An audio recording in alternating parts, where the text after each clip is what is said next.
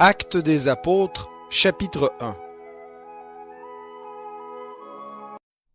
Théophile, j'ai parlé dans mon premier livre de tout ce que Jésus a commencé de faire et d'enseigner jusqu'au jour où il fut enlevé au ciel après avoir donné ses ordres par le Saint-Esprit aux apôtres qu'il avait choisis. C'est à eux aussi qu'avec plusieurs preuves il se présenta vivant, après avoir souffert et leur apparut pendant 40 jours en parlant de ce qui concerne le royaume de Dieu. Comme il se trouvait avec eux, il leur recommanda de ne pas s'éloigner de Jérusalem, mais d'attendre la promesse du Père, dont, leur dit-il, vous m'avez entendu parler. Car Jean a baptisé d'eau, mais vous, dans peu de jours, vous serez baptisés d'Esprit Saint. Eux donc, réunis, demandèrent, « Seigneur, est-ce en ce temps que tu rétabliras le royaume pour Israël ?»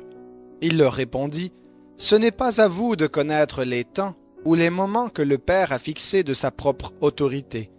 Mais vous recevrez une puissance, celle du Saint-Esprit survenant sur vous, et vous serez mes témoins à Jérusalem, dans toute la Judée, dans la Samarie et jusqu'aux extrémités de la terre. » Après avoir dit cela, il fut élevé pendant qu'ils le regardaient, et une nuée le déroba à leurs yeux.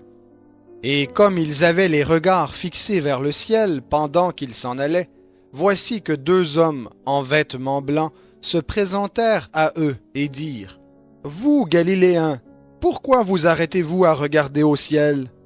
Ce Jésus qui a été enlevé au ciel du milieu de vous reviendra de la même manière dont vous l'avez vu aller au ciel. » Alors, ils retournèrent à Jérusalem, depuis le mont appelé des Oliviers, qui est près de Jérusalem, à la distance d'un chemin de sabbat.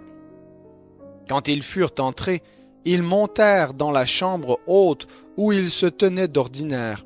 C'étaient Pierre, Jean, Jacques et André, Philippe et Thomas, Barthélemy et Matthieu, Jacques fils d'Alphée, Simon le Zélote et Jude fils de Jacques. Tous d'un commun accord persévéraient dans la prière avec les femmes, avec Marie, mère de Jésus, et avec ses frères. En ces jours-là, Pierre se leva au milieu des frères. Le nombre de personnes réunies était d'environ 120. Et il dit, « Frères, il fallait que s'accomplisse l'écriture dans laquelle le Saint-Esprit, par la bouche de David, a parlé d'avance de Judas, devenu le guide de ceux qui se sont saisis de Jésus. Il était compté parmi nous et avait obtenu part à ce même ministère. Après avoir acquis un champ avec le salaire du crime, cet homme est tombé en avant, s'est brisé par le milieu et toutes ses entrailles se sont répandues. La chose a été si connue de tous les habitants de Jérusalem que ce champ a été appelé dans leur langue Akeldama, c'est-à-dire champ du sang. Or, il est écrit dans le livre des psaumes que sa demeure devienne déserte et que personne ne l'habite, et qu'un autre prenne sa charge. Ainsi, parmi ceux qui nous ont accompagnés tout le temps que le Seigneur Jésus allait et venait avec nous, depuis le baptême de Jean jusqu'au jour où il a été enlevé du milieu de nous, il faut qu'il y en ait un qui soit avec nous témoin de sa résurrection. Ils en présentèrent 2. Joseph, appelé Barsabas, surnommé Justus, et Matthias.